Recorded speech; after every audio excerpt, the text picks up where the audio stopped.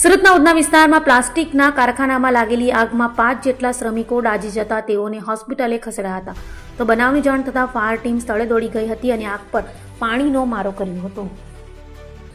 સુરતના ઉધના વિસ્તારમાં ધરતી નમકીનની પાછળ આવેલા એક પ્લાસ્ટિક મેન્યુફેક્ચરિંગ યુનિટમાં અચાનક આગ લાગી હતી. પ્લાસ્ટિકનો જથ્થો હોવાને કારણે આગે જોતજોતામાં વિકરાળ સ્વરૂપ ધારણ કરી લીધું હતું અને આકાશમાં કાળા ધુમાડાના ગોટે ગૂટા જોવા મળ્યા હતા.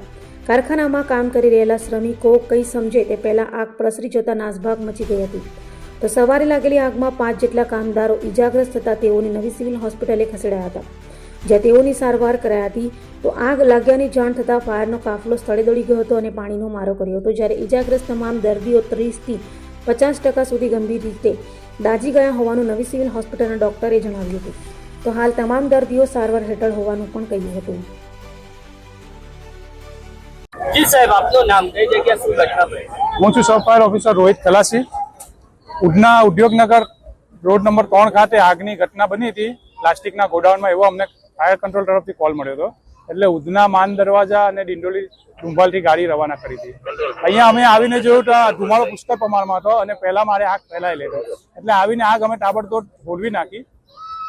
કેટલા લોકો આમાં દાઝ્યા હતા? પાર્ટીના જણાવ્યા અનુસાર 3-4 માણસો દાઝ્યા છે એવું કહેવાનું છે એમનું.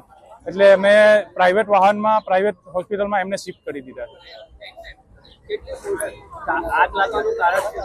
આગ લાગવાનું કારણ તો હાલ જાણવા મળ્યું નથી. ના, અત્યારે તો કશું છે નથી એમાં. આગ પર હોલવી નાખી છે અને ટોટલ કુલ ડાઉન કરી નાખી છે. 3 ગેટની ગાડીઓ થઈને 6 થી 7 જેવી ગાડીઓ હતી.